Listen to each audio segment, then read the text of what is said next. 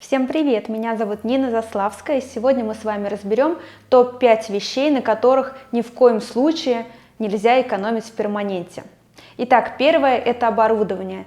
И это не говорит о том, что вы должны бежать и покупать самую дорогую машинку, которая вообще есть. На самом деле сейчас на рынке существует очень много оборудования по приемлемым ценам. Например, бюджетные машинки Mast или Defender, стоимость которых начинается от $100. Многие мастера, работая на этих машинках, выполняют просто шикарные работы, и это, наверное, тоже дело мастерства.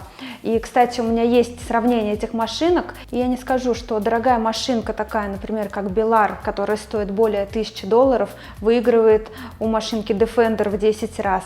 Вы можете посмотреть сравнение вот в этом ролике.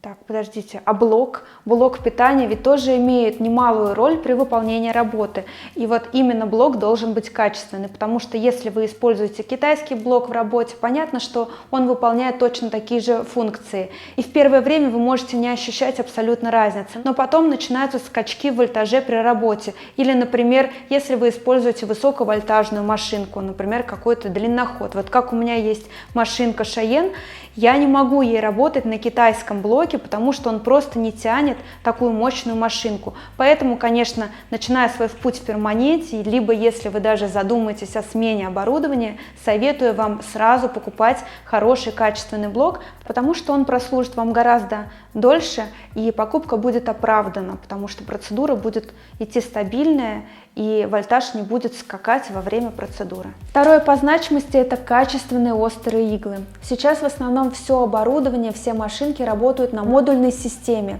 и это обеспечивает стопроцентную стерильность выполнения вашей процедуры. Ну и, конечно же, удобство для мастера. Одел иглу, убрал иглу после процедуры, не нужно все стерилизовать, вот это все погружать в автоклав.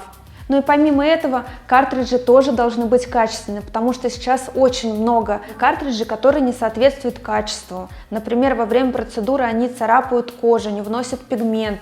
Вы распахиваете просто всю кожу и в итоге не получаете хорошего результата. Поэтому отдавайте предпочтение картриджам, которые зарекомендовали себя на рынке. Ну, либо посмотрите мой обзор, какими картриджами пользуюсь я. Пигменты. Сейчас очень большой выбор пигментов, и вы можете работать на неорганических пигментах, либо на минеральных. Самое главное – знать колористику и правильно подбирать пигменты, тогда все будет заживать прекрасно. Дезинфекция и стерильность. Ни для кого не секрет, что во время процедуры мы должны пользоваться барьерной защитой, чтобы избежать перекрестного заражения, потому что никто не знает, какой придет следующий клиент. А как правило, клиенты особо не любят распространяться о своих болячках, но это, к сожалению, психология больного человека. Поэтому мы, мастера, к каждому клиенту должны относиться как к ВИЧ-инфицированному. Обрабатывать все поверхности до и после клиента, пользоваться специальными дезинфицирующими средствами. Обязательно щипчики и все сопутствующие материалы мы должны стерилизовать в сухожаре, пользуясь при этом крафтовыми пакетами. Ну и пятое по списку, но не пятое по значимости, это, конечно же, качественное портфолио. Ни для кого не секрет, что с помощью наших красивых фотографий мы продаем свою услугу, и клиенты выбирают нас именно по ним. Поэтому помимо вашего телефона, на который вы фотографируете, нужно, наверное, немножечко понаглеть и попросить даже, может быть, вашего клиента сфотографировать с того и другого ракурса. Я во время процедуры прям делаю 1000 фотографий на самом деле, чтобы выбрать ту одну единственную, которую я потом выложу в ленту. Это очень важно, и именно это приносит вам именно тех заветных клиентов, которые к вам записываются на процедуру. Надеюсь, это видео вам было полезным. Пишите в комментариях ваши вопросы, и мы их обязательно разберем в следующем выпуске. Ну а мы с вами не прощаемся. До скорых встреч!